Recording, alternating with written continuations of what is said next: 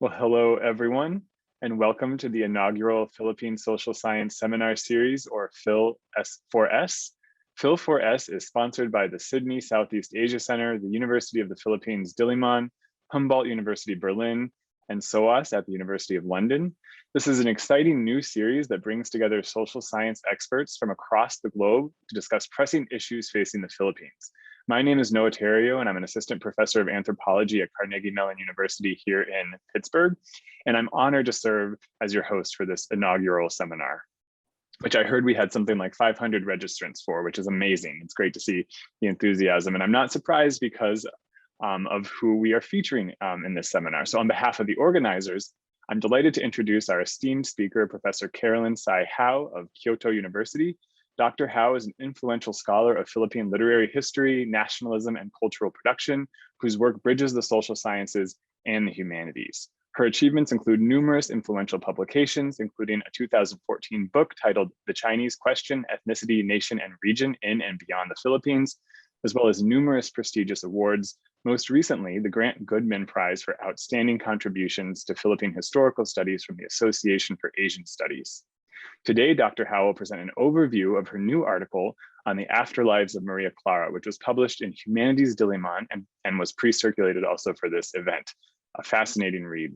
The presentation will run for around 20 minutes and we'll dedicate the rest of the hour to Q&A. And I ask you to please share your questions in the Q&A function here on Zoom, and I'll pose a selection of them to Dr. Hau. And so without further ado, then I'll hand it over for the presentation. Thank you so much, Dr. Hau, for being part of this. Thank you so much, Noah, and hello, everyone, and thank you very much for giving me an opportunity to be part of the PhilS4 seminar series. So today I'm going to talk about María Clara, the heroine of Filipino national hero José Rizal's novel, the Noli, tángere, published in 1887, which Filipinos fondly called the Noli.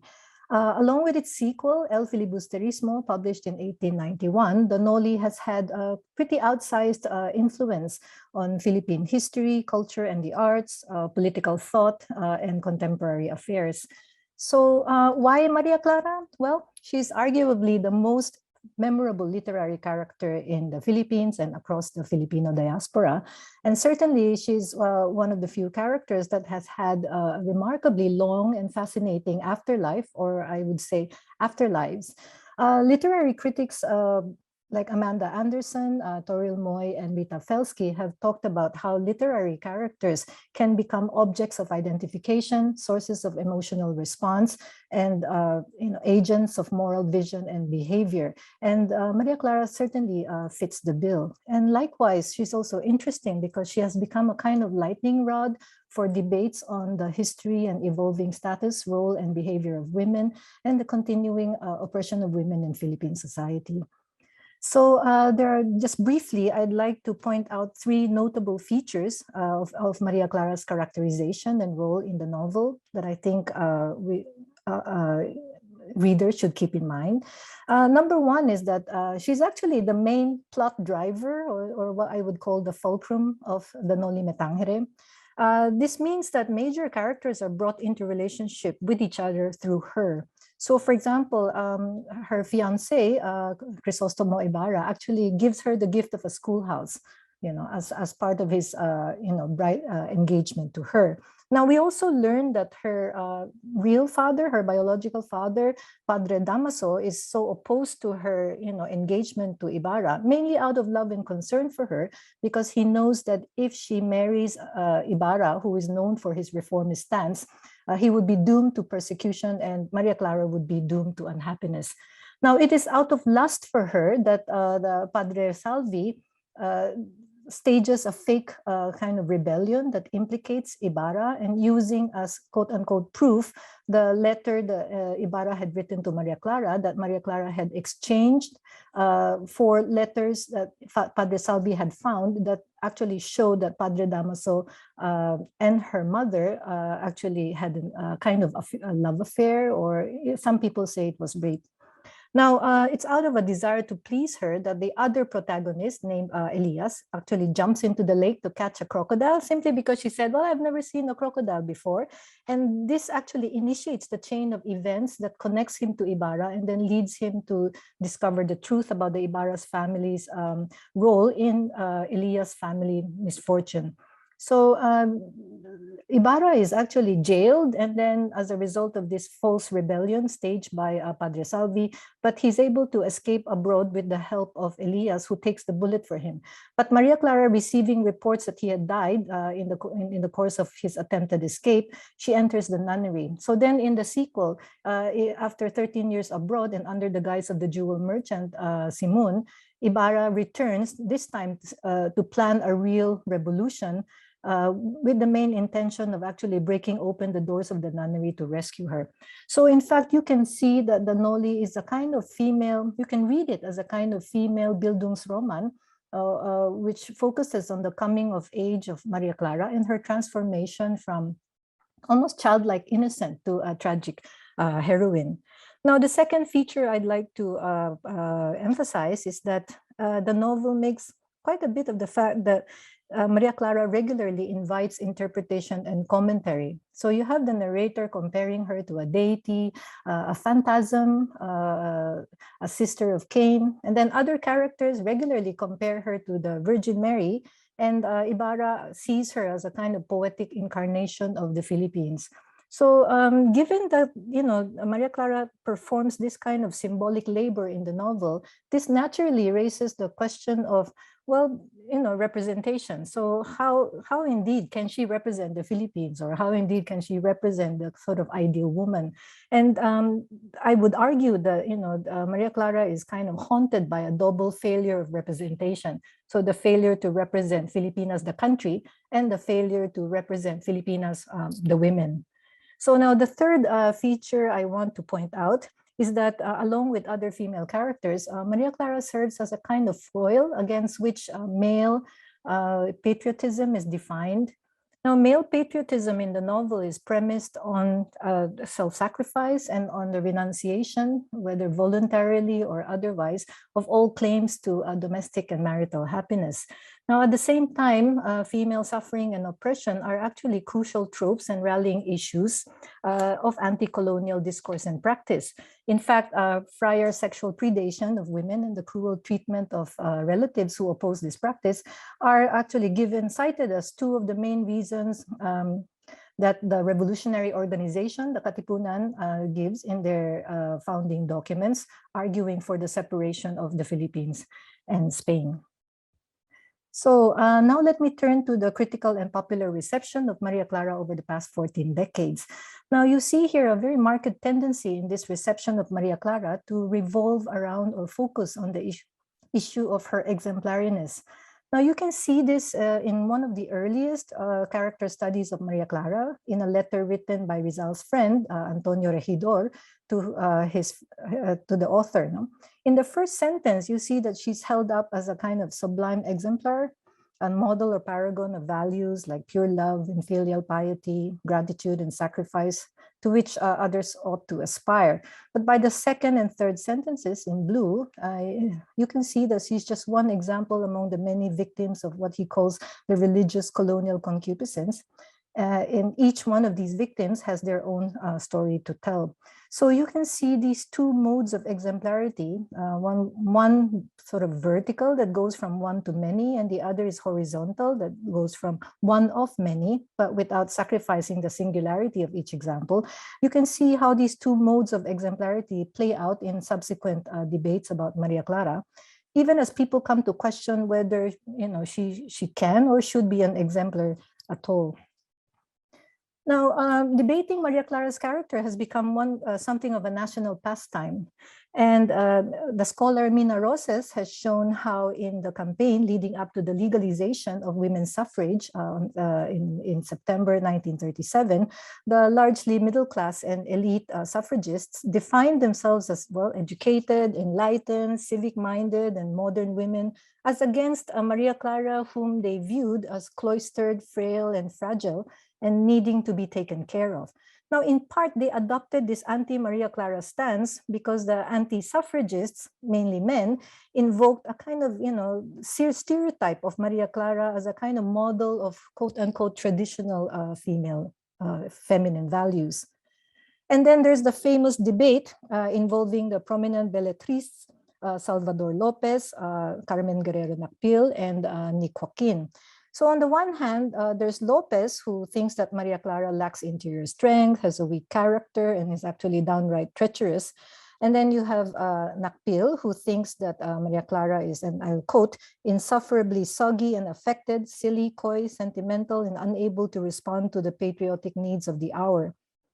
On Team Maria Clara, you have the national artist, Nick Joaquin, who decries what he calls the misreadings and, quote, deliberate misstatements by persons who, it cannot be doubted, have read Rizal, unquote. Now, Joaquin makes two interesting arguments. One, he says that there's nothing Maria Clara-ish about Maria Clara. And the second and even more interesting argument is that he says that the Philippines never actually experienced a Victorian age, and that it was in fact the era of America's manifest destiny that actually functioned as a sort of mock Victorian twilight, as he calls it.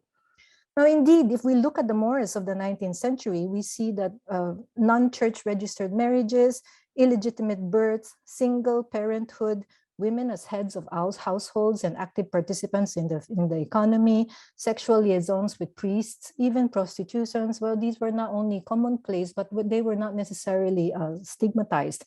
So Maria Clara's motives in protecting her three parents may have had more to do with trying to prevent a scandal, because the nature of scandal is such that it can be damaging even if the sexual or social codes transgressed are routinely flouted or in everyday life.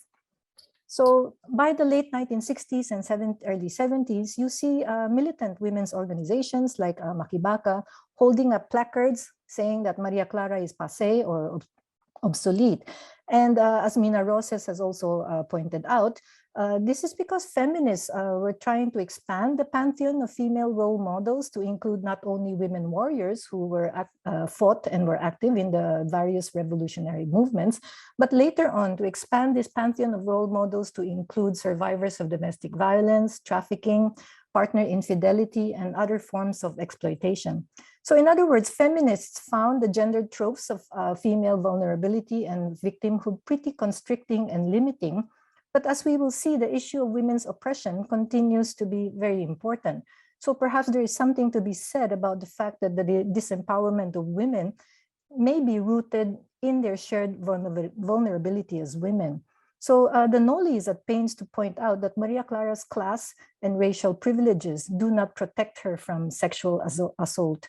Now, historical context is quite important here. So on the one hand, you have the political and intellectual ferment and the sexual revolution from the 1960s onwards, which actually were instrumental or were crucibles for nurturing feminist critique and mobilization.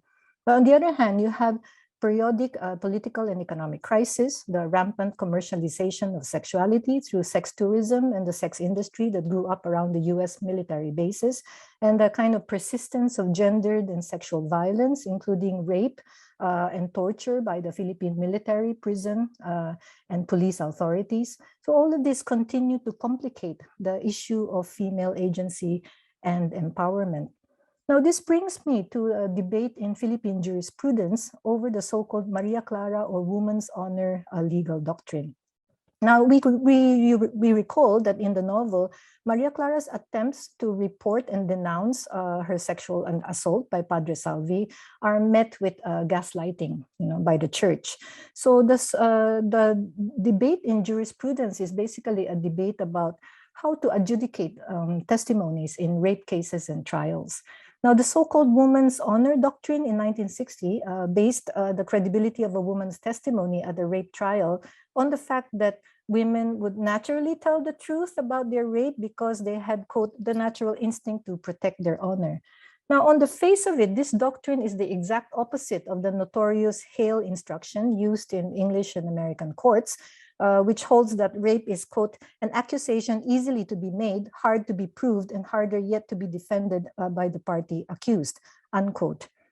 Now, actually, the research on rape has shown that rape is not an accusation that is easily made. So this actually flies against, the reality. The Maria Clara doctrine, however, remains problematical because the credibility of the plaintiff's testimony often rests on judicial assessment of her character and whether she conforms to the kind of young, innocent, preferably virginal stereotype associated with Maria Clara.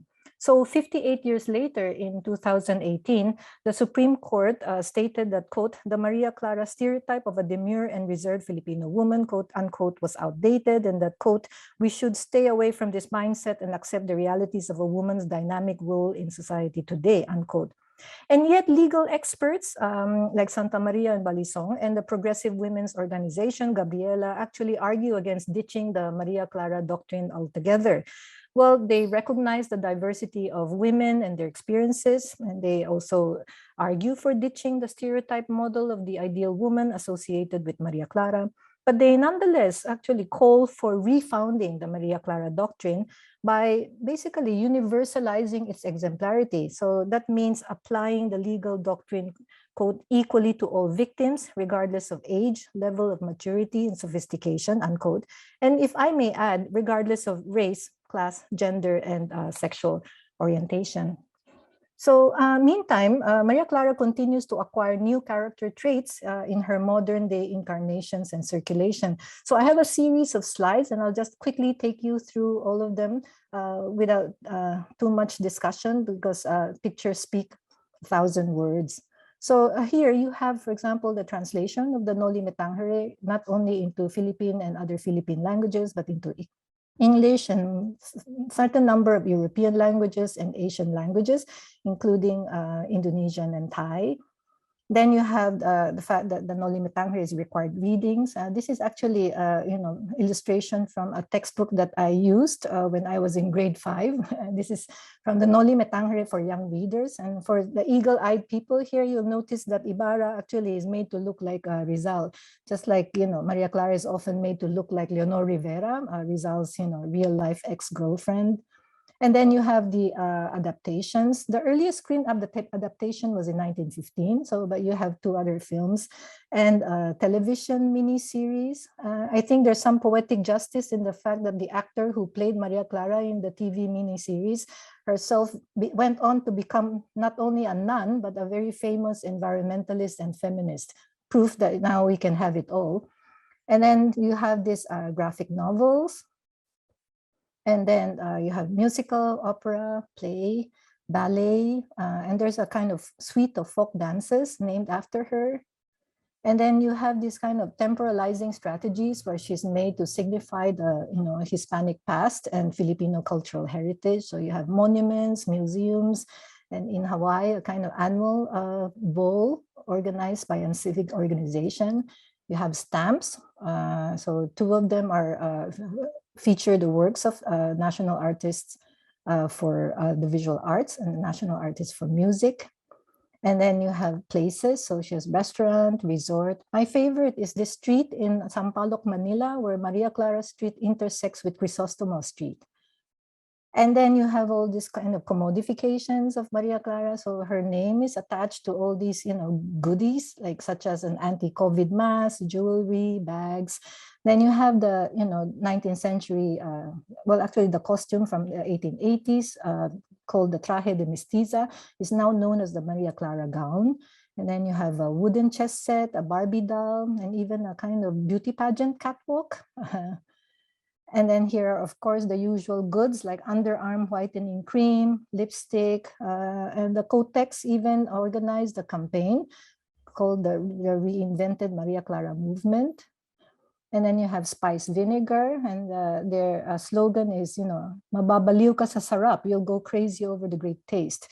And someone ought to write a short essay about the sort of meanings and associations conjured up by this famous dessert called the Secret of Maria Clara. Especially our Latin American friends who would recognize what the word panocha, which is also a Filipino term for muscovado sugar, means. Then you have the sangria. And then you have, well, pop songs, so there are albums named after her, hit songs by, for example, Abi Asistio and the boy band 143. And there's even a girl band that calls itself Maria Clara, the New Generation. And then you have efforts to reinvent Maria Clara. So you have film, TV, and then there used to be a Maria Clara Award for Best Film. And then if you look at Roger Olivares' Noli tángere 2, the Maria Clara is here reimagined as a medical doctor and a volunteer social worker. And then you see how artists have tried to depict her over the years. My favorite is Eileen Lanuza, who considers her as one of a series of icons who are subject to critical interrogation.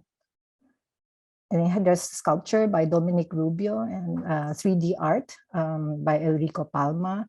So here, she's not only a woman warrior, but also a beauty queen, at least the way she's depicted. And then you have one of the media conglomerates soliciting public opinion on who would be the best star to top star, among the leading actors to play her if they ever shoot another version of the Noli tángere. And then you have, in popular fiction, she has her own category in Wattpad's stories. So if you look at the upper left, the code name Maria Clara, this one is actually about a princess of oppression who is a preschool teacher and volunteer social worker by day and a thief by night. And then this one is actually she's a part of a love story involving, as the tagline says, a straight and a bisexual, according to the story. And then this one is actually about Maria Clara as a patron saint of sex workers. So in other words, you have actually quite different views and evolving understandings of Maria Clara. So I will just end with a couple of implications and conclusion. So number one, clearly that Maria Clara has staying power as an icon. Number two, that Maria Clara may be treated as an example, but she's also more than an example. But one of the interesting functions of exemplarity is that examples normally solicit response and judgments.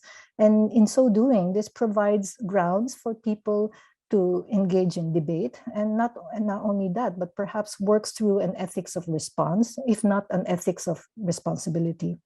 Now, number three, far from just affirming the rules and norms governing Philippine society and Filipino women, I would argue that Maria Clara's exemplarity may also have some critical potentiality and serve as a means of testing and revision, especially something that women themselves actively engage in. And finally, that her afterlives transform not only her character, but also people's relationships to and understandings of Rizal and his novels. So in other words, to conclude, we haven't heard the last of Maria Clara yet. And thank you very much for giving me this chance to share this with you. Okay. Thank you so very much, Dr. Hau, for that very clear and concise distillation of the article, which I think also by bringing in so many rich visual elements really helped us see that additional dimension. So appreciated that. We are now open for questions. I encourage members of the audience to put their questions either with your name or anonymously into the Q&A feature here on Zoom. And I will ask them as clearly and faithfully as possible.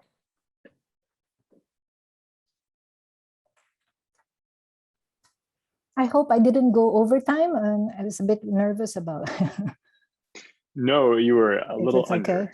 Under, in fact, okay. That's perfect, yep. Okay.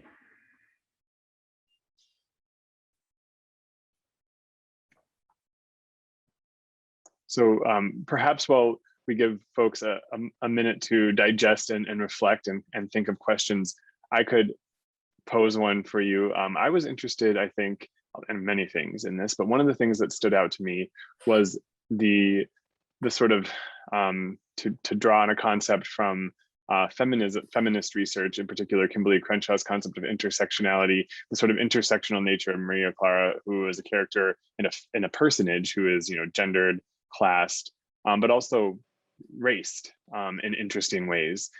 And in particular, there's a quote here in the article where somebody says that she embodies like the best of both races. And I was curious how you see, which to me is sort of an inherently white supremacist thing to say. I don't know, maybe I'm misreading that, but I was wondering, how do you see her personage enrolled in different discourses about race and ethnicity in the Philippines? Some of that came up, but I was wondering if you could elaborate a little bit on that. Okay, thank you very much. Yeah, that's a very good question. So if we kind of look at initially how Ibarra himself views Maria Clara, we could see that, you know, when Ibarra sees her as the poetic incarnation of his country, that kind of, you know, idea of poetic incarnation embodies a kind of dream of amalgamation between the Philippines and Spain, and that actually dovetailed with the kind of propagandist, you know, effort to sort of integrate the Philippines with Spain. You know? So it was part of this kind of propaganda movement's advocacy of, you know, reforms, not only reforms, but also Filipino representation in the Cortes. But then, you know, actually by the sort of time of the Philippine Revolution and afterwards, her Maria Clara's mestizaness actually became a handicap. So if you look at the debate, you know, involving Salvador Lopez, he was basically saying, "Well, this is not a role model because number one, she's a mestiza, and number two, she's a bastard." You know, so so in other words, there is a kind of influential strand in not only scholarship, but popular views of Maria Clara that says that, you know, fair skin, I mean, colorism and beautyism were subject to critique. So they basically said, why should we have a Spanish mestiza as a kind of ideal for Filipina? And particularly in the sort of feminist efforts to recover a kind of pre-Hispanic past that was a kind of utopia of gender parity and equality, they basically said, well, you know, it's better for us to emphasize, you know, our sort of brown skin. So there is a kind of politics of skin color. And this was seen as a kind of handicap against Maria Clara. But on the other hand, when you see the sort of commercialization of Maria Clara's image and products, you see that, well, you have underarm whitening cream, you know. So there's a kind of very contradictory sort of, you know, circulation of racial and racialized discourses about her. So on the one hand, she would be seen, well, you're not clearly representative of, you know, the Morena Filipina. But on the other hand, let me buy some underarm whitening cream so that I can be fair skinned too, you know. So I think rather than seeing a kind of, you know, straightforward or unilateral evolution of racial discourses, you can see several of these discourses sort of, you know, sometimes contradictory, sometimes, you know, congruent, sort of coexisting, you know, alongside each other, you know, over these past 100 years. Thank you so much. We have a related question, which I think builds on a point that you made just now from Naomi Kamayo. What are your thoughts about Maria Clara as a decolonial feminist icon? Well, it depends on, thank you very much for that question. Well, it depends on which Maria Clara actually you want to propound. You know, for Rizal, I mean, if you read the Rizal's novel, I don't see her much as a kind of decolonizing model, although I can see that, in fact, you know, her oppression and her suffering, along with that of other characters such as Sisa and Huli, they're basically very important for, you know, for sort of getting people engaged and enraged, and for mobilizing anti-colonial discourse and, you know, revolution. So there is a clear link between, you know, the figure of the suffering and tragic heroine of Maria Clara and the sort of nationalist efforts to sort of, you know, advocate the separation of Spain from the Philippines. But on the other hand, in the 20th century, people felt that, you know, the sort of Maria Clara's lack of involvement in revolutionary movements, which Nakpil actually talks about, which I think is kind of weird because in a sense, it is Maria Clara's, you know, dilemma and her suffering that in fact triggers, you know, according to the novel, the Ibarra's, you know, actual revolution.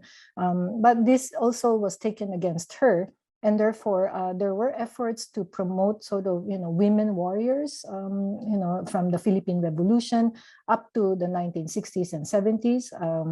And in fact, the founder of the Makibaka, whose picture I saw, was herself held up as an example of one of those women warriors who became martyrs. So the kind of decolonization depends on how you understand or view Maria Clara, and under which historical circumstance and in what context. Remarkably pliable personage, you might say. That's true. Our next question was from Jane Ferguson, which thanked you very much, Dr. Hau, for the presentation. The question is, to what extent does Maria Clara represent bourgeois respectability? Is her etiquette important in that way? When she became a commodified Barbie doll, is she still bourgeois, or does that depend on whom you ask? Well, yeah, I mean, to put it shortly, it depends on whom you ask. Well, but if you do see her, so her depiction in Rizal's novels, there is at least, I mean, Rizal himself was sort of coming from a position where he himself was middle class, I mean, well educated, and therefore he had certain sort of expectations of women. There's a very famous letter that he wrote to the women of Malolos who were petitioning to have a school set up so that women could get some education. And he was basically saying, well, when I was writing the Noli, I couldn't really find any real life, sort of ideal woman out there, So the implication was that Maria Clara was his ideal woman. But you can see that, the kind of ideal woman he has in mind is pretty much limited, because in Maria Clara's case, she spends most of her time in a convent school. She is not well traveled. So in a sense, this is what you would expect from, sort of well-to-do women at that time. But for example, she would, the middle class suffragists in the early 20th century who have had the benefits of the American educational expansion, who've been able to travel abroad, clearly said that, well, this one is too sort of limited. She's not civic-minded enough. I mean, she's not able to sort of be an active participant. So the sort of bourgeois private sphere into which she was confined, by Rizal in his novel, was clearly undergoing changes, and you could see that attitudes towards her reflected exactly the kind of newly available opportunities that largely middle class and women felt themselves to be able to avail them of. But by the post-war period, I mean, this would further change. And therefore, these days, when you look at, for example, her commodification, or I would say her temporalization, so the temporalizing move is actually quite interesting. So on the one hand, she signifies the sort of Filipino cultural heritage and his Hispanic past, but in the course of her commodification, she's also receiving some kind of upgrade, so that she comes to reflect the sort of, so more modern values of, people this age. So the last picture I showed was a picture comparing her depiction by Juan Luna in 1892 and her depiction as a manga character. And when you look at a manga character, you can no longer see her as some kind of, just simply a woman of the 19th century, but she's basically become just like us, right? Of course, you can talk about the semantics of that, but on the other hand, what it means to be bourgeois also has changed. Thank you, Jane. A somewhat related question, I think it gives you an opportunity to talk further about some of those issues from Nicole Aboites. It's a two-part question. The first part is to ask whether the statistics from the 19th century, like how they can be nuanced a little bit more around illegitimacy in particular. And secondly, the theorization of beauty, what your theorization of beauty in the Noli Me Tangere is. In particular, the role that beauty plays in plot and character development, and as a way of focusing the narrative and public criticism and debate. So is this, the question I guess is like, what is Rizal's theory of feminine beauty, and how has that been taken up in public debates? Okay, thank you, Nicole. Well, regarding illegitimacy, I mean, there have been some research, notably by Norman Owen. So he has actually been the one who has looked at some of the statistics. And he basically showed that in some towns, as much as 25% of the population was like registered as like not having any known father. And that seemed to not have actually gotten in the way of them going on to have, fruitful and productive lives. And there's also the fact that, I mean, at least as much as 10% of the female, households were headed by females, and that women traveled quite a lot between towns, although there were limits to how far a woman would travel between towns. So some of the historians showed that women at most would go as far as, a travel that would take them only about a day, which meant that, it would be the Chinese or Filipino males who would actually travel longer distances. So there are ways in which, the historical statistics give us a kind of more vital picture of women as active participants in their economy, as, heads of their households. And actually the fact that many people couldn't afford the exorbitant fees charged by the church to register marriages. So many of them just basically the community decided, the family decided, okay, I will marry you. Maybe they had their own little party or ceremony, but as far as they were concerned, they were married.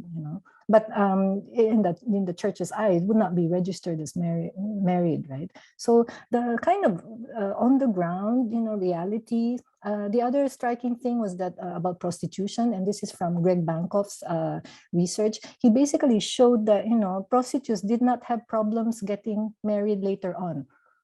So that meant that in fact it wasn't an issue to their spouse, what their past was. So and also Raquel Reyes's research shows that women taking up with priests. I mean, it was pretty unremarkable. So you had all these travel accounts saying, "Oh my God, I saw these women and their kids being baptized in church," and so it didn't seem to matter. So this might all constitute proof that actually reinforces Nick Joaquin's claim that there may not have been a Victorian age in the Philippines, at least if we understand Victorian age as an age of sexual repression or whatever. This is not to say that women were not oppressed. I mean, as Greg Bankoff talks about it, the rape victims actually were pretty much had to undergo really horrendous harassment and questioning under the criminal justice system. So this is not in any way to discount the kind of pressures women had to conform to ideals, or the fact that women actually had pretty much a tough time too. But it also complicates the picture, and actually shows that women had far more spaces for them to sort of live their lives in the way that they wanted to. The second question about the theory of beauty, I mean, definitely Rizal does idealize Maria Clara, and you can also see this in the way he depicts the suffering of other female characters such as Huli and Sisa. So again, this is part of the kind of anti-colonial propaganda, discourse, which actually transforms, females' experiences into sort of weapons by which to critique, what they call the, colonial religious concupiscence, or to critique the, abuses of the friars. So the question of Maria Clara being a kind of cynosure means that you're sort of, beauty means you focus attention on yourself. Beauty also means, and this is to use Emmanuel Levinas, that you actually, the face itself, somehow compels people to respond. And you can see the novel highlighting aspects of this kind of, response, because when Maria Clara first appears in the novel, she is, sort of her beauty attracts all these, people from different classes who not only just gaze at her, but they're actually kind of responding actively to her. And in the end, the same thing. She appears on the rooftop. She's been the victim of sexual assault. She tries to tell people her story. The kind of guards who saw her, the sentries who saw her, they also felt compelled to respond. But then when this matter is taken up by the authorities, then you can see the level of gaslighting start to happen, in terms of the church, in terms of some government officials, but not others. So the beautyism is a kind of very convenient shortcut to sort of, number one, make people more sympathetic to this character, and number two, to sort of, for the propagandists to hang their, propaganda around. But this would be the subject of critique by people like Salvador Lopez, who just basically said, why, so we should only respond to the beautiful. And then you have sort of discourses in the Philippines of ugliness, which is also the word pangit, which is to me really super pangit itself, carries quite a lot of, race, gender assumptions and class assumptions. So the kind of beautyism and colorism are also quite intersectional, as Noah has pointed out. And so is the discourse of pangitness. So I would think that I hope that some of our scholars would explore this sort of discourse of ugliness, because we can see this play out every time, in internet discussions, in, even how people respond to, our actresses and actors on screen. Thank you. And one really quick follow-up, if I may, on behalf of Dr. Aboites. I don't think I was 100% clear in conveying the question. Excuse me. Part of which was about how class demographics do or do not show up in the statistics on illegitimacy. So looking at those statistics from the 19th century, can you tell if the illegitimate children were upper class, lower class, etc.? Well, basically, the Norman Owen does not actually break it down by class, but he does strongly suggest that this illegitimacy tends to be sort of prevalent in, sort of towns with large working class populations. So presumably, those who are well-to-do can afford to pay the church fees, to register the marriages. So it's actually indigent Filipino. So you can basically sort of get the implication from this based on whether you could afford the church fees or not. And the evidence does suggest that most, quite a number of Filipinos couldn't afford this. And so therefore they just did their own marriage and, consecrated it themselves. And therefore illegitimacy would be, probably you can guess from this, even though it is not actually broken down statistically, that, it would be more prevalent among working class Filipinos. Thank you. Thank you. Question from Carmela La Peña. Are there papers that explore the afterlives or views on Maria Clara that have been written by men? And if so, how do those compare with those written by women? You mentioned, I think, a couple, but perhaps you could elaborate a little bit on the potential differences there. Well, I think, afterlives would be, for example, if you papers looking at debates about Maria Clara, I think probably one of the most influential is Virgilio Almario, who has talked about how Maria Clara was kind of presented as a kind of model for the Tagalog, what they call the Dalagang Tagalog, or the Tagalog maiden. So in terms of afterlives, I mean, you have had Nick Joaquin and Virgilio Almario offering quite nuanced takes. There's also a French scholar, Jean-Noël Sanchez, who has also written quite interesting, very nuanced historicizations of, Maria Clara's image. And I think they're largely quite sympathetic to feminist critiques.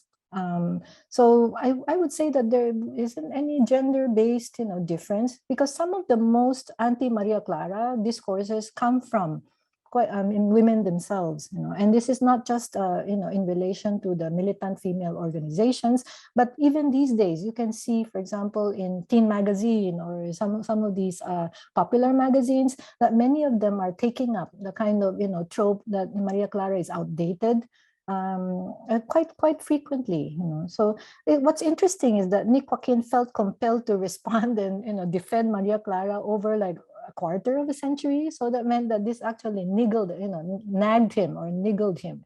Vexed him so badly that he felt compelled to respond. And I'm sure if he's still alive, he might have had, to write a third text. So some of the most sympathetic, nuanced understandings of Maria Clara have been written by men.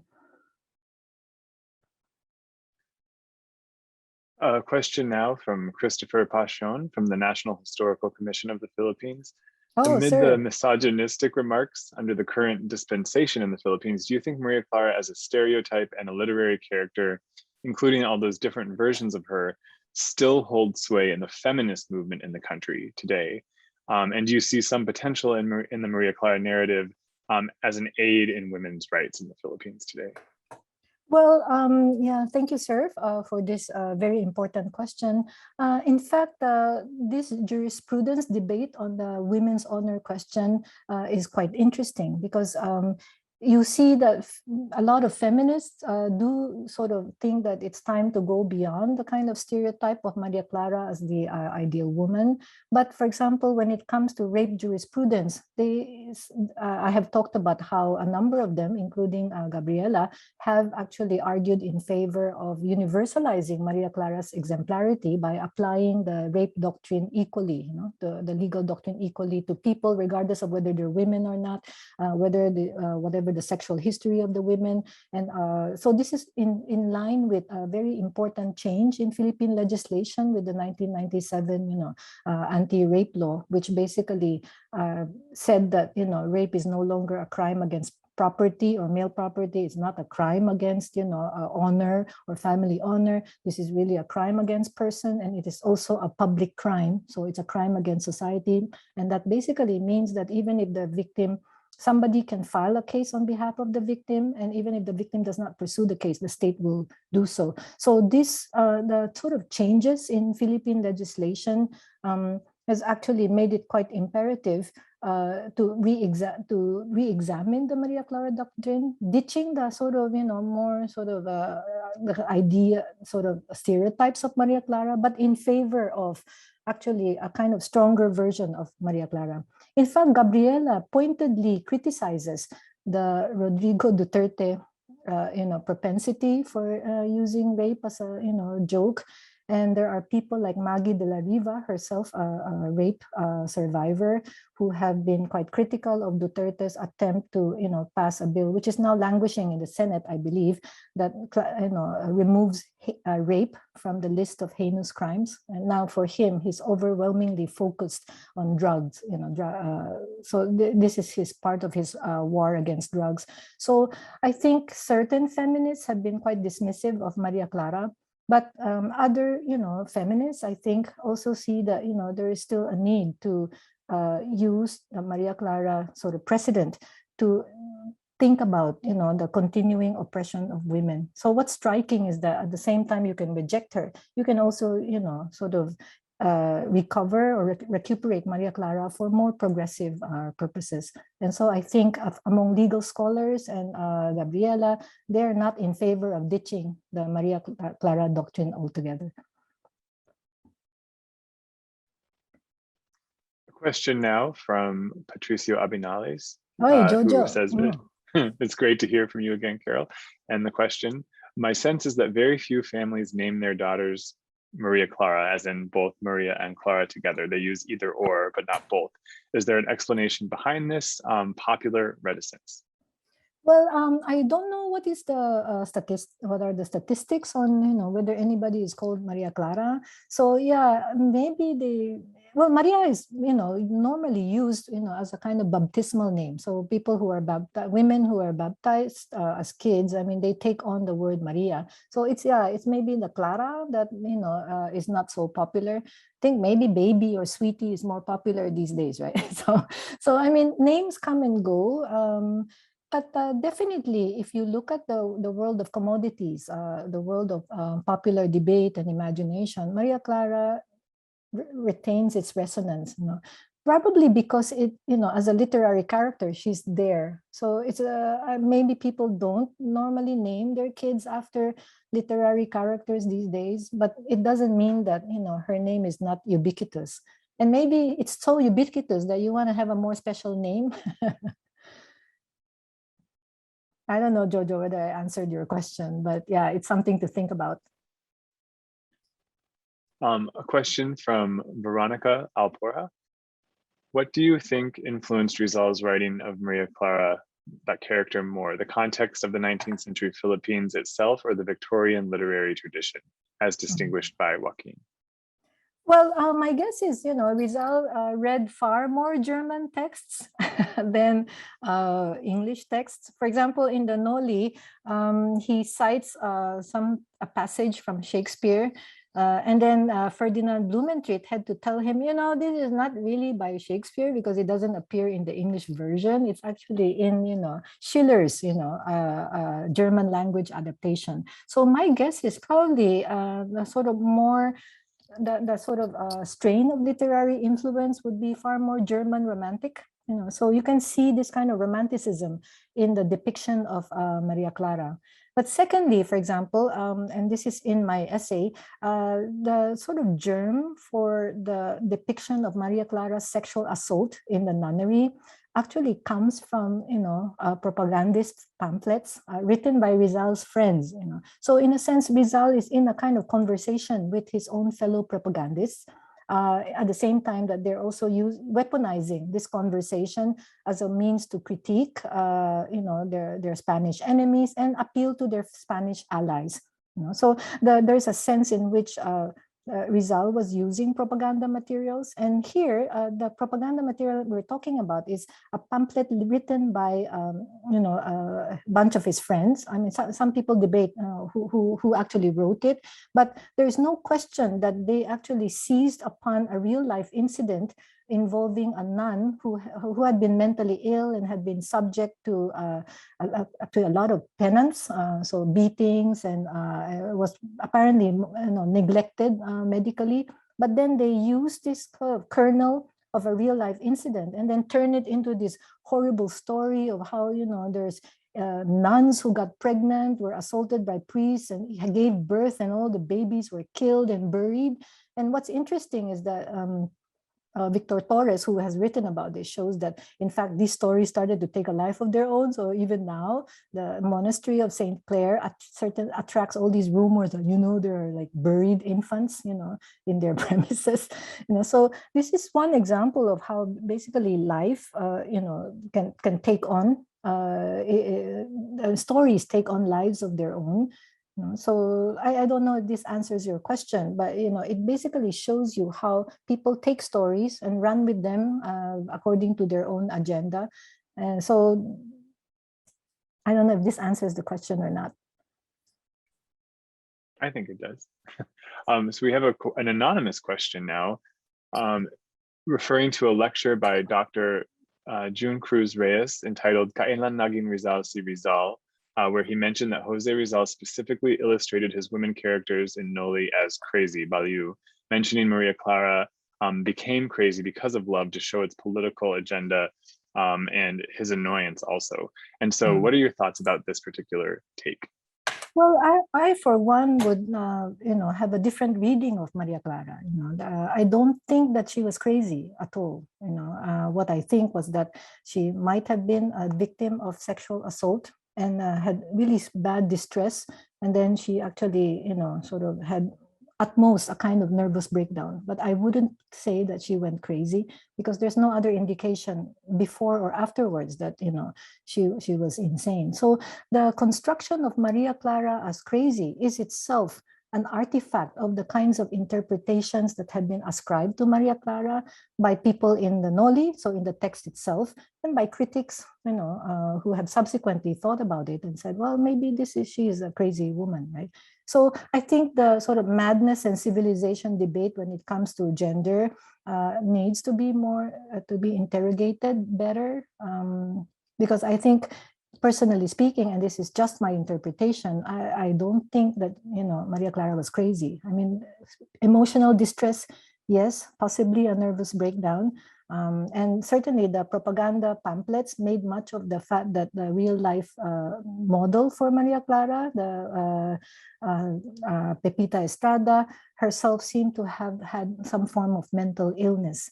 But there is a difference between, I mean, this happening to this woman in this particular life and what happens after the propagandists are done with her, in which case they actually conscript her for their own purposes.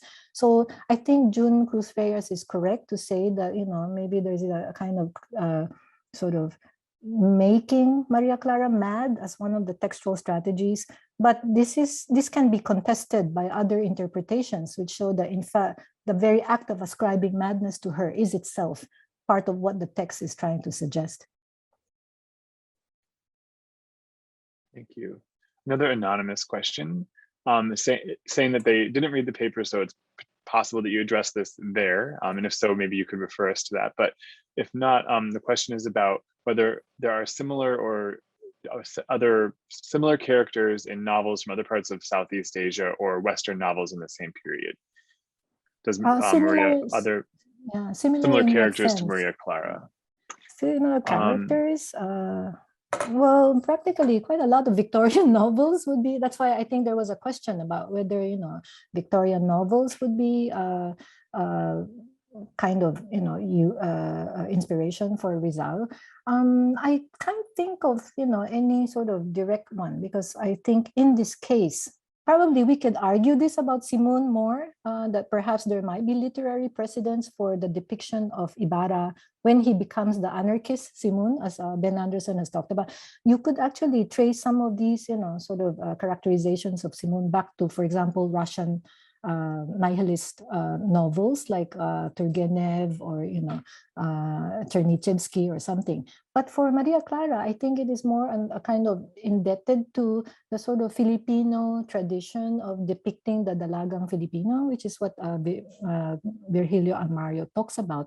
So I think the sort of model for the sort of idealized stereotype Maria Clara might have more to do with the Philippine literary tradition, and the kind of catechisms and sort of women, guidebooks for how women should behave. That might in fact be sort of more, the lineage might be more traceable, even though I should take pains to emphasize, and this is what Nick Joaquin also says, that Maria Clara significantly departs from this Dalagang Filipina image, because she's actually very passionate. The only thing perhaps that we could say about Maria Clara's depiction in Rizal is that you can see the word childlike or childish appear several times in the novel. So Rizal kind of, in a sense, infantilizes her. But you can see how she evolves from a kind of extended childhood, which she was in at the beginning of the novel, to the kind of very tragic heroine that she becomes at the end of it. So I would look for literary precedents, both in the Filipino literary tradition, but also see how Rizal actually reimagines her in ways that are no longer, sort of bound by that. But certainly in Southeast Asian novels, you have very diverse views of women. So it's very difficult to see a kind of one-to-one correspondence. And I think that Rizal's novels had far more impact on Filipinos than they did on Southeast Asians. So except maybe perhaps for Pramudia, and look at how Pramudia depicts his women. They're quite pretty strong, there are no shrinking violets there. But then maybe Maria Clara herself wasn't a shrinking violet. And that's what I'd like our readers to think about. So kind of distinctive in a way that Philippines within Asia and within the world is itself distinctive, the character. Well, I think all characters are distinctive. So that's also part of the point I want to make about examples. I mean, a person or a thing is always more than an example anyway. So exemplarity itself may be sort of limiting the characterization of characters, but at the same time, exemplarity has its uses. So I think we have time for one last question, and it's kind of a big question, but maybe you can just offer a hot take, as they call it these days. So this from Donalyn Zhu. So there seem to be many binary figurations of Maria Clara. And the question is about the potentiality that you outline. Could you speak a little bit on this more? In particular, how could Maria Clara exist beyond what she does and does not represent? And what might this look like? Well, actually, one of the most striking things, and this is what I want to I also talked about in my essay, is that Maria Clara is not the only object of debate among pundits and eggheads. So among pundits and eggheads, strikingly, the debate tends to be far more binary than it is in popular culture. So if the stuff I've shown you, which are from, a lot of them are from basically ordinary people engaging in meaning making and using Maria Clara for their purposes, they don't seem to be bound by these binaries, so they're happy to imagine her as a prostitute, as a social worker, a medical student, sort of, revolutionary. I mean, so basically the sort of attempt to sort of co-opt Maria Clara for their specific purposes in popular culture is far more variegated than it has been actually in scholarly debates and in debates among the so-called ilustrado or educated class. So I think the potentiality lies in the fact that, and this goes back to actually something that the feminist anthropologist, Christina Zanton Blanc has talked about, that you have images of women circulating, but these images always are sort of, used, discarded, debated, tested, revised, as people go along, So, and what is striking is that oftentimes you have these ideals, but in real life, people pretty much do whatever they can or can get away with. This is not to discount the kind of pressure to conform. I mean, there still is, but I think sexual mores have also sort of gone beyond the old Maria Clara, model in the past few decades. And you can see this in Philippine film, where they no longer, think that premarital sex is something you should be, sort of worried about. I think there was an American writer, I cannot remember her name, but she said basically world literature has lost one of its most important topics, which is love, because now, love is freer. People can do what they want and engage in all permutations. So it has lost the kind of sort of friction that used to make stories of love so compelling motive in world literature. And maybe that's a good thing too, that we're no longer bound by expectations about how women should behave. We are no longer bound by who we should be in love with. Man, woman, of any sexual orientation is okay. So I think this is actually a sign of progress, that at some point we should go beyond certain conceptions of Maria Clara and sort of reinvent her for our purposes, which is what popular culture has done. It's great to end on a hopeful note. Unfortunately, we have reached the end of our time for the seminar.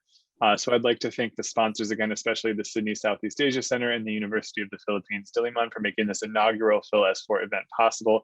And of course, a heartfelt thank you to you, Dr. Hau, for sharing your profound insight with us. It was really a wide-ranging and informative discussion that I'm going to be reflecting on for a long time. I'm really sorry to those whose questions I did not get to. I've taken a screenshot of them though, and I will share them with Dr. Hau, so that at least what other questions were being asked, and you can maybe use them as generative fodder for your own work. I also wanted to encourage everyone to please follow PhilS4 on Facebook, where we'll post announcements about upcoming seminars, in particular the one coming up in October, when we'll feature exciting work by Arneson Andre Ortega on island urbanisms in the Philippines, gender, urban development, and transnationalism. So until then, maraming salamat po at ingat lagi. Salamat, Noam. Thank you, everyone.